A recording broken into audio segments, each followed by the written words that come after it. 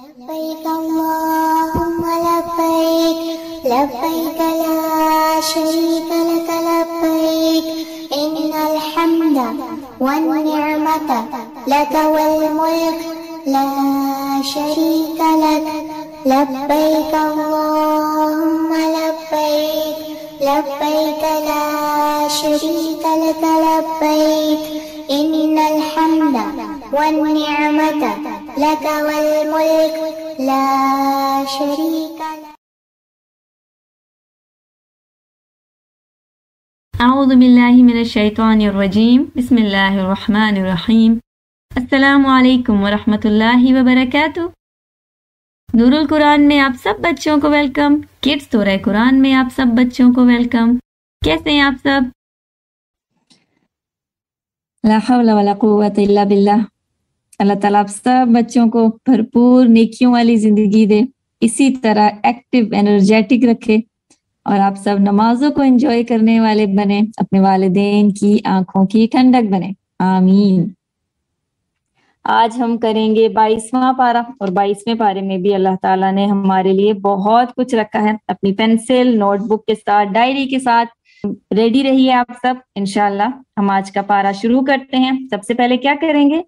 دعائیں پڑھیں گے. ہم سب دعائیں پڑھیں گے اور سب نے دعائیں پڑھنی ہیں. شروع کرتے ہیں. اعوذ باللہ من الشیطان الرجیم بسم اللہ الرحمن الرحیم رب اشرح لی صدری ویسر لی امری واحلل عقدۃ من لسانی یفقہوا قولی. اے میرے رب, کھول دے میرا سینہ اور آسان بنا دے میرے لیے میرا کام, اور کھول دے گرہ میری زبان کی تاکہ وہ سمجھے میری بات. ربی زدنی علما, اے میرے رب میرے علم میں اضافہ فرما. اللہم فقہنی فی الدین, اے میرے اللہ مجھے دین میں سمجھ عطا فرما. آمین یا رب العالمین. پارہ نمبر 22, اس میں انشاءاللہ سورۃ الاحزاب جو ہم نے کل شروع کی تھی وہ مکمل ہوگی. پھر سورہ سبا ہے, پھر سورہ فاطر اور سورہ یاسین ہے. سورہ احزاب آیت 33 سے انشاءاللہ آج کا لیسن ہم شروع کریں گے. احزاب کا مطلب ہے گروہ, اور یہ سورہ نمبر 33 ہے. آیت 33 میں اللہ تعالیٰ ہمیں زینت کو چھپانے کا کہتے ہیں, خوبصورتی کو چھپانے کا کہتے ہیں. تبرج الجاہلیہ کی بات کرتے ہیں کہ جس طرح پہلے جاہلیت کے دنوں میں اظہار خوبصورتی ہوتا تھا اس طرح سے زینت نہ دکھاؤ. کیا مطلب؟ یعنی پرانے زمانے کی طرح, جاہلوں کی طرح بن سنور کر باہر نہ نکلو. یہاں پر اللہ تعالیٰ لڑکیوں کے لیے ایک اصول بتاتے ہیں کہ جب گھر سے باہر نکلو, یعنی کسی بھی کام سے نکلو, اسکول جانے کے لیے نکلو, پڑھنے کے لیے نکلو, یا کسی بھی کام سے جب لڑکیاں گھر سے باہر نکلیں تو اپنے آپ کو کور کر کے نکلیں, یعنی کوئی دوپٹہ, اسکارف, چادر لے کر نکلیں. جس طرح گھر کے اندر ہیں, جس طرح گھر کے اندر بیٹھے ہوتے ہیں, اسی طرح اٹھ کر باہر نہیں جانا, اپنے آپ کو کور کر کے جانا ہے, جسم کو ڈھانپ کر جانا ہے.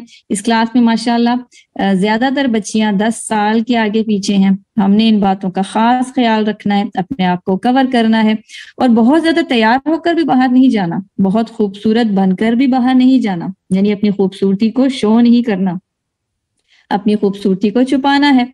پرانے دور میں کیا ہوتا تھا؟ اللہ تعالیٰ یہاں پر یہی بتا رہے ہیں کہ پرانے دور میں لڑکیاں, عورتیں زیور پہن کر, بہت زیادہ بن سنور کر, تیار ہو کر غیر محرموں کے سامنے جاتی تھیں اور برائیاں کرتی تھیں. اللہ تعالیٰ کو یہ سخت ناپسند ہے اور یہ بے حیائی ہے. آج کے دور میں یہ بہت عام ہے, ہر طرف بے حیائی نظر آتی ہے. اللہ تعالیٰ اس سے منع کرتا ہے.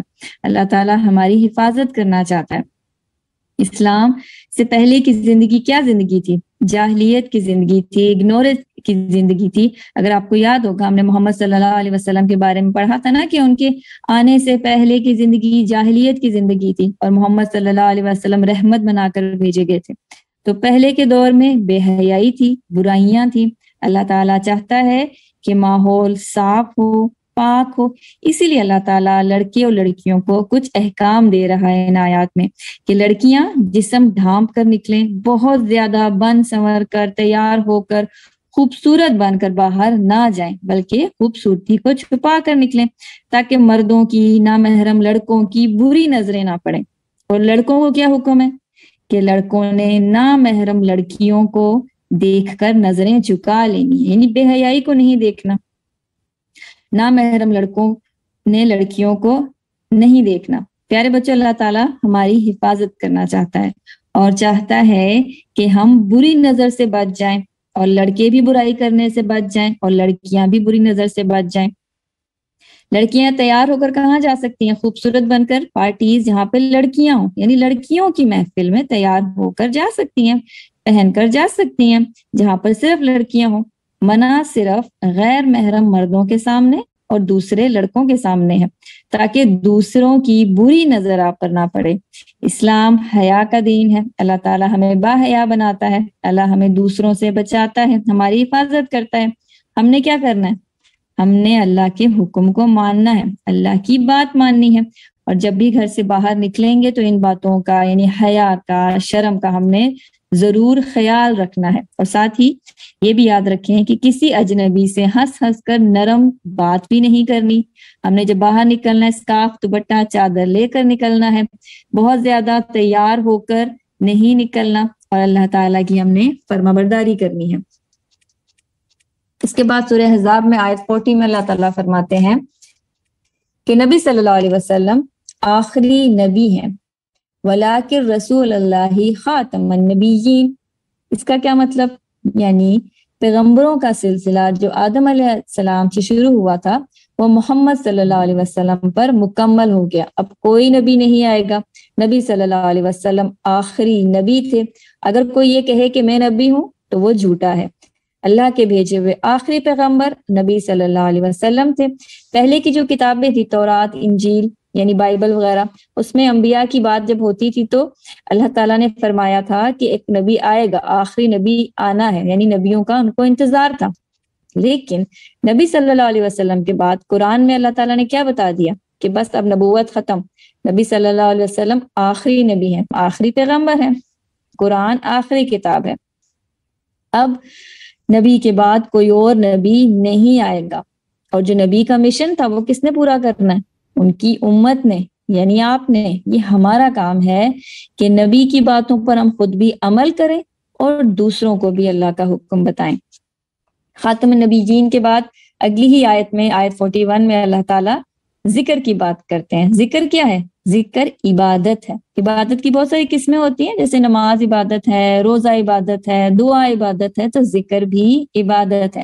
اللہ تعالیٰ کیا کہہ رہے ہیں؟ یا ایھا الذین آمنوا اذکروا اللہ ذکرا کثیرا، اے اہل ایمان اللہ کا بہت ذکر کیا کرو۔ اور ذکر کا کیا مطلب ہے؟ ذکر کا مطلب ہے اللہ کو یاد کرنا۔ اب اس کا کیا مطلب ہوا کہ اللہ کو یاد کرنا؟ یعنی ہر وقت زبان پر اللہ کی بات ہو، گھر آئیں تو دعا پڑھیں، کھانا کھانے سے پہلے دعا پڑھیں، کھانے کے بعد دعا پڑھیں، باہر جائیں دعا پڑھیں، یعنی ہر موقع پر اللہ سے کنیکشن ہو، اللہ سے ایک رابطہ ہو، دل میں اللہ کی یاد ہو، اور زبان سے بھی اٹھتے بیٹھتے چلتے پھرتے اللہ کا ذکر ہو۔ خاص طور پر صبح و شام کی اذکار بہت ضروری ہیں، آپ بچوں کو آنے چاہیے، کوشش کیا کریں صبح اور شام کے اذکار پڑھا کریں، پھر نماز کے بعد کی بھی اذکار ہوتے ہیں وہ بھی ہم نے پڑھنے چاہیے، اور چلتے پھرتے آتے جاتے اللہ کا ذکر کرنا ہے۔ مثلا ہر وقت آپ الحمدللہ الحمدللہ الحمدللہ کہہ سکتے ہیں، یا پھر اللہ اکبر کہہ سکتے ہیں، یا سبحان اللہ، اسی طرح استغفر اللہ، لا الہ الا اللہ۔ یہ کیا ہے؟ یہ سب اذکار ہیں جو بہت آسان ہیں، اور ہم ڈیلی کلاس میں بھی پڑھتے ہیں نا، اذکار یاد کرتے ہیں۔ تو ان اذکار کے بہت سے فائدے ہیں، ہم کچھ فائدے دیکھ لیتے ہیں کہ اذکار کرنے سے کیا فائدہ ہوتا ہے۔ اذکار کرنے سے، اللہ تعالیٰ کو یاد کرنے سے انسان خود بخود برائیوں سے دور ہو جاتا ہے، یعنی انسانوں کا برائیوں میں دل نہیں لگتا، ان کے دل میں ہر وقت اللہ ہوتا ہے نا، کیونکہ اللہ کا ذکر کر رہے ہوتے ہیں، تو برائیاں خود بخود دور ہو جاتی ہیں۔ اور دل کہاں پہ لگتا ہے؟ دل نیکیوں میں لگتا ہے، کیونکہ ذکر کرنے سے اللہ سے محبت ہوتی ہے، پھر اللہ کو خوش کرنے کے لیے اچھے اچھے کام کرنے کا دل کرتا ہے نا، نیکیوں میں دل لگتا ہے، تو اللہ سے محبت ہوتی ہے، کیونکہ جو اللہ کو یاد کرتا ہے اس پر اللہ کی رحمت نازل ہوتی ہے، وہ سکون محسوس کرتا ہے، وہ خوش رہتا ہے۔ ذکر کرنے سے ہم اسمائلی رہتے ہیں، ہم خوش رہتے ہیں، کیونکہ اللہ تعالیٰ رحم کرتا ہے، اللہ غم دور کرتا ہے، اللہ پریشانی دور کرتا ہے. کتنے فائدے ہیں. پھر اللہ کی مدد بھی آتی ہے. اور مدد کیوں آتی ہے؟ کیونکہ ہم اللہ کو یاد کر رہے ہیں. ہم اللہ کو یاد کرتے ہیں تو اللہ ہمیں بھی یاد کرتا ہے اور اللہ ہم سے راضی ہوتا ہے. پھر ذکر کرنے سے فرشتے بھی نازل ہوتے ہیں جو ذکر کرنے والے کی حفاظت کرتے ہیں، ان کے لیے دعائیں کرتے ہیں. اور ذکر کرنے والے کو لگتا ہے کہ ہر وقت اللہ اس کے ساتھ ہے، وہ اپنے آپ کو محفوظ فیل کرتا ہے. یعنی اللہ ہے نا جو سنبھالے گا، حفاظت کرے گا، وہ اپنے آپ کو پروٹیکٹڈ محسوس کرتا ہے، اسے ڈر نہیں لگتا. اور پھر ذکر کرنے والا بیکار باتوں سے بچ جاتا ہے، کیونکہ اس کی زبان پر تو اللہ کا ذکر ہوتا ہے، تو وہ کوئی فضول بات نہیں کرتا، وہ کوئی بیکار بات نہیں کرتا. آپ سب چیک کریں کہ ایک دن میں کتنا بولتی ہوں. سب سوچیں، بیکار تو نہیں بولتی، وقت ضائع تو نہیں کرتی. میں کتنا وقت ضائع کرتی ہوں بولنے میں. اب ہم نے کیا کرنا ہے؟ ہم نے ایک روٹین بنانی ہے کہ میں نے ذکر کرنا ہے. مثلا اسکول جاتے ہوئے راستے میں آپ سوچ لیں کہ میں نے یہ والا ذکر اسکول جاتے ہوئے راستے میں پڑھنا ہے.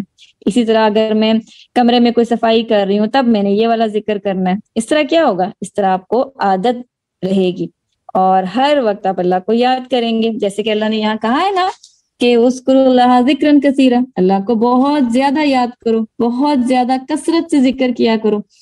پھر کیا ہوگا؟ پھر اللہ تعالیٰ ہمارے دل میں ہوگا، ہمیں خوشی ملے گی اور ہم خوش رہیں گے. تو پیارے بچوں، ہم نے ذکر کی عادت ڈالنی ہے، کیونکہ یہ تو بہت آسان کام ہے نا، یہ نہایت آسان ترین عبادت ہے. اور اس کے فائدے دیکھیں کتنے سارے ہیں. ہم نے بہت سارے فائدے دیکھے نا ذکر کے.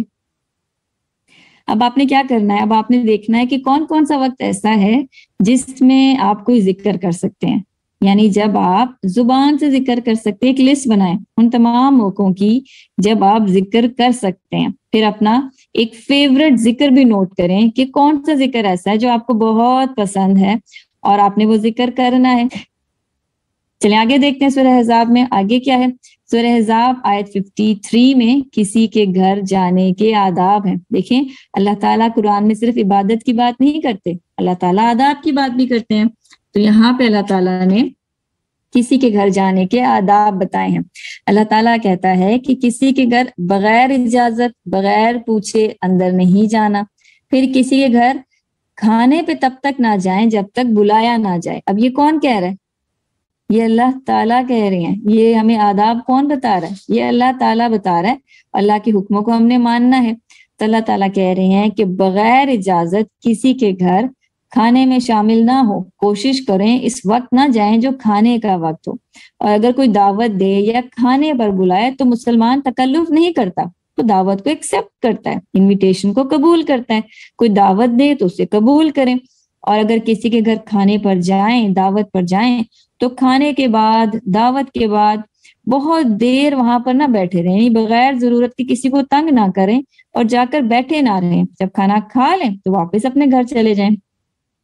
اللہ تعالیٰ کہتا ہے کہ کسی کو تکلیف نہیں دینی. اسلام ہمیں کسی کو تکلیف دینے سے منع کرتا ہے، اسی لیے اللہ تعالیٰ ہمیں یہ آداب قرآن میں بتاتا ہے. اور اگر کسی کے گھر جائیں تو پہلے سے بتا کر جائیں. ان آداب کے بعد آگے دیکھتے ہیں آیت نمبر 56. بہت اہم آیت ہے، درود کی آیت ہے. ان اللہ وملائکتہ یصلون علی النبی، بے شک اللہ تعالیٰ اور فرشتے نبی صلی اللہ علیہ وسلم پر درود بھیجتے ہیں. اے مومنو تم بھی نبی پر درود بھیجا کرو. اب درود کیا ہوتا ہے؟ درود کا مطلب ہوتا ہے دعا، رحمت، برکت. اللہ تعالیٰ کہتا ہے کہ نبی صلی اللہ علیہ وسلم پر درود و سلام بھیجا کرو. جو ہم کہتے ہیں نا صلی اللہ علیہ وسلم، یہ درود ہے. اور درود بھیجنے کا مطلب کیا ہوتا ہے؟ نبی صلی اللہ علیہ وسلم کی تعریف کرنا، انہیں عزت دینا، انہیں رسپیکٹ دینا. اور یہاں پر اللہ کا درود بھیجنے کا کیا مطلب ہے؟ مطلب اللہ تعالیٰ فرشتوں کے سامنے نبی کی تعریف کرتا ہے اور اللہ تعالیٰ رحمتیں بھیجتا ہے نبی پر. اور جب فرشتے درود بھیجتے ہیں، فرشتے نبی صلی اللہ علیہ وسلم کے درجات بلند کرنے کے لیے دعا کرتے ہیں اور مومن انہیں سلام بھیجتے ہیں. اور کیا آپ جانتے ہیں کہ درود ہر نماز میں ہی پڑھا جاتا ہے؟ ہم پڑھتے ہیں نا نماز میں درود. کون سا درود؟ جو سب سے افضل درود ہے. اور سب سے افضل درود کون سا ہے؟ درود ابراہیمی. اب ہم سب درود ابراہیمی پڑھیں گے، سب نے درود پڑھنا ہے اب. اللہم صلی علی محمد وعلی آل محمد کما صلیت علی ابراہیم وعلی آل ابراہیم انک حمید مجید اللہم بارک علی محمد وعلی آل محمد کما بارکت علی ابراہیم وعلی آل ابراہیم انک حمید مجید۔ ہم نے درود کثرت سے پڑھنا ہے، جس طرح ذکر کے بہت فائدے ہیں نا، اسی طرح درود کے بھی بہت فائدے ہیں۔ یہاں پہ آپ کی سورہ احزاب مکمل ہوتی ہے اور اگلی سورہ سبا شروع ہوتی ہے۔ سورہ سبا، قوم سبا کے بارے میں آپ کو یاد ہے، ہم نے سلیمان علیہ السلام کا واقعہ پڑھا تھا، اور اس میں قوم سبا تھی جو ہدہد کو نظر آئی تھی۔ پھر سلیمان علیہ السلام نے قوم سبا کو دعوت دی تھی اور وہ قوم پھر مسلمان ہوئی تھی۔ تو اس قوم کا نام سبا تھا، ملکہ کا نام سبا نہیں تھا، قوم کا نام سبا تھا، اور اسی کے نام پر یہ سورہ ہے۔ حضرت سلیمان علیہ السلام اور داؤد علیہ السلام کا جو دور تھا وہ بہت کامیاب دور تھا، ترقی یافتہ دور تھا۔ یہ سمجھے جیسے آج کا سائنس کا دور ہے نا، چاند پہ چلا گیا انسان، ٹیکنالوجی کا دور ہے، اسی طرح داؤد علیہ السلام اور سلیمان علیہ السلام کا جو دور تھا، جو زمانہ تھا، وہ ترقی یافتہ دور تھا، سکسیسفل تھا، کامیاب زمانہ تھا۔ داؤد علیہ السلام پیغمبر بھی تھے، بادشاہ بھی تھے، اور اللہ تعالیٰ نے انہیں بہت سے معجزات، کرامات بھی دیے ہوئے تھے۔ جیسے داؤد علیہ السلام لوہے کو نرم کر لیتے تھے، اور جب داؤد علیہ السلام تسبیح کرتے تھے تو پہاڑ بھی ان کے ساتھ ذکر کرتے تھے، یعنی پہاڑ بھی ان کے ساتھ، ان کی آواز کے ساتھ تسبیح کرتے تھے، اور لوہا ان کے ہاتھ سے نرم ہو جاتا تھا، جس طرح چاہتے اپنے ہاتھوں سے لوہے کو موڑ کے کچھ بنا دیتے تھے۔ اسی طرح سلیمان علیہ السلام بھی اللہ کے پیغمبر تھے، اور ان کو بھی اللہ تعالیٰ نے بادشاہ بنایا تھا۔ سلیمان علیہ السلام ہواؤں کو کنٹرول کر لیتے تھے، پرندوں اور جانوروں کی زبان سمجھتے تھے، جنات بھی کنٹرول کر لیتے تھے، اور جنات سلیمان علیہ السلام کے کہنے پر بڑی بڑی بلڈنگز بناتے، محل بناتے، خوبصورت مسجدیں بناتے، اونچی اونچی عمارتیں بناتے، اور اس زمانے میں ضرورت مندوں کے لیے کھانا پکتا تھا جو یہی جنات بناتے تھے، انہی کا کام ہوتا تھا، اور بڑی بڑی دیگوں میں، بڑے بڑے برتنوں میں کھانا بنتا تھا۔ یعنی ہر طرف خوشحالی تھی، برکتیں تھی، اور ہر طرف خزانے تھے۔ اور یہ سب کیوں تھا؟ اللہ تعالیٰ ان آیات میں بتاتا ہے کہ اللہ تعالیٰ نے وہاں اتنی برکتیں، اتنی خوشحالی کیوں دی تھی؟ کیونکہ وہاں پر اسلام تھا۔ حضرت سلیمان علیہ السلام حکمران تھے جو اللہ کے بتائے ہوئے طریقوں پر حکومت کرتے تھے۔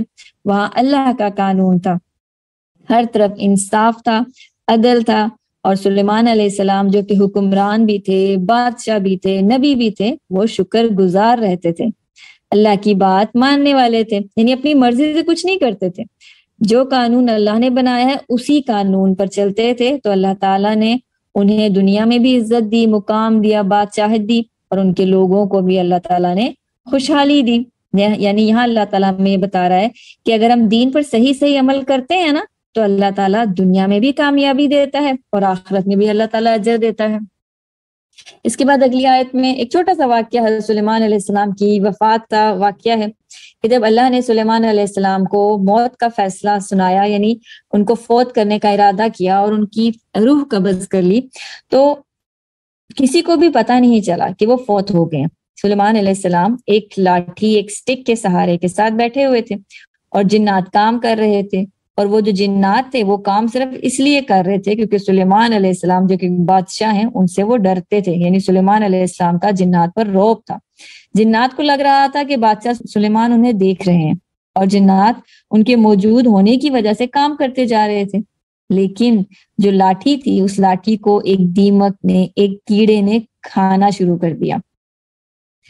پیغمبر جو تھے حضرت سلیمان علیہ السلام، وہ چونکہ فوت ہو چکے تھے، صرف ایک لاٹھی کے سہارے سے بیٹھے ہوئے تھے، اور کسی کو پتہ نہیں تھا کہ وہ فوت ہیں۔ اور پیغمبر جب فوت ہو جاتے ہیں نا تو ان کے جسم کو کچھ بھی نہیں ہوتا۔ سلیمان علیہ السلام کو فوت ہوئے کئی دن گزر گئے تھے، لیکن وہ بالکل صحیح سلامت تھے۔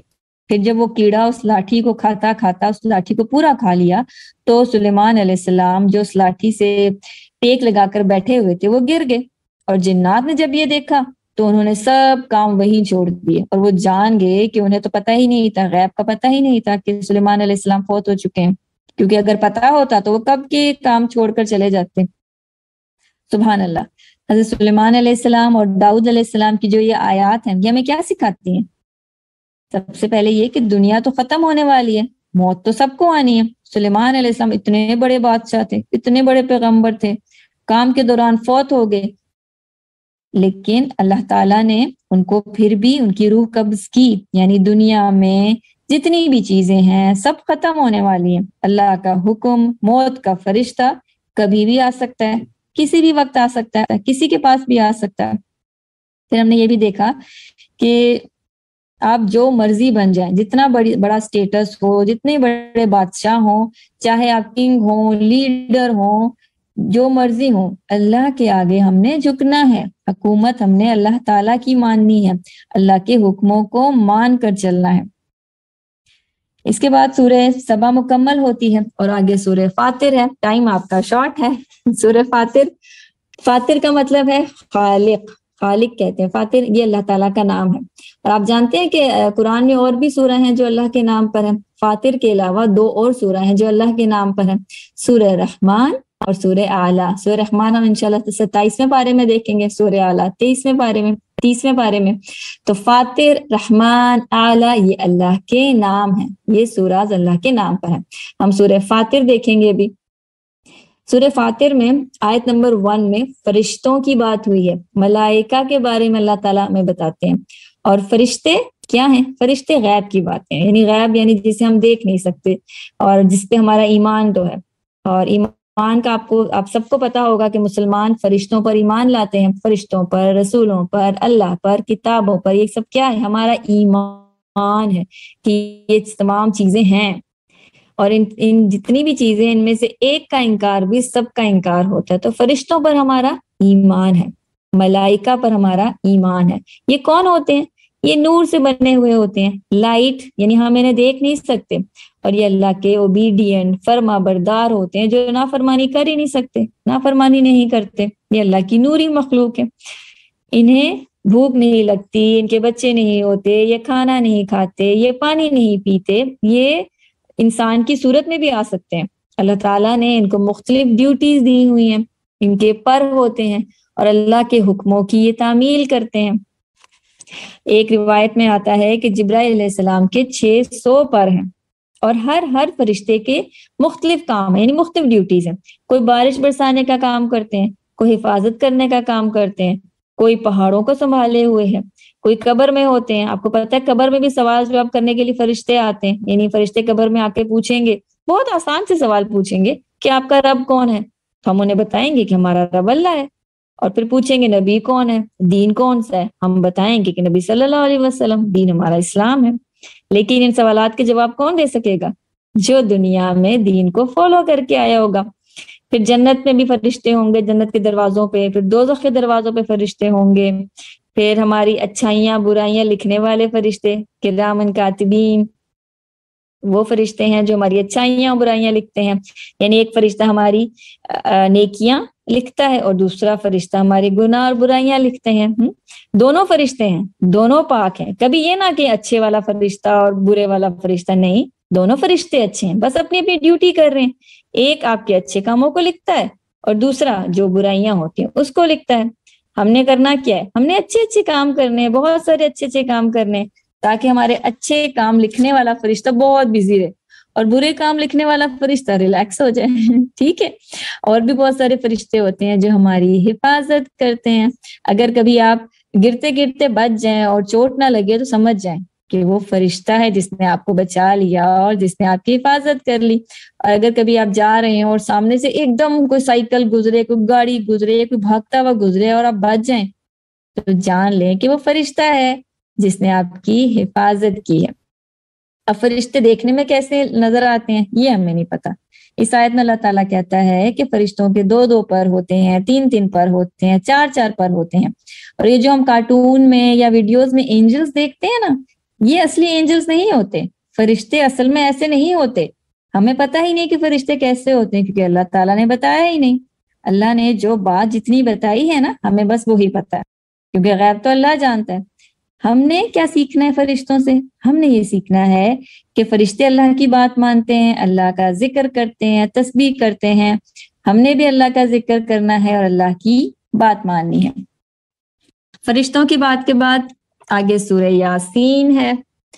سورہ یاسین، یاسین سے شروع ہوتی ہے، حروف مقطعات سے شروع ہوتی ہے، اور سورہ یاسین سے تو لوگ بہت محبت بھی رکھتے ہیں۔ ہم نے سورہ یاسین کا میسج سمجھنا ہے، اس کا پیغام سمجھنا ہے۔ سورہ یاسین کا کچھ حصہ ہم 22ویں پارے میں دیکھیں گے اور کچھ حصہ انشاءاللہ کل 23ویں پارے میں بھی دیکھیں گے۔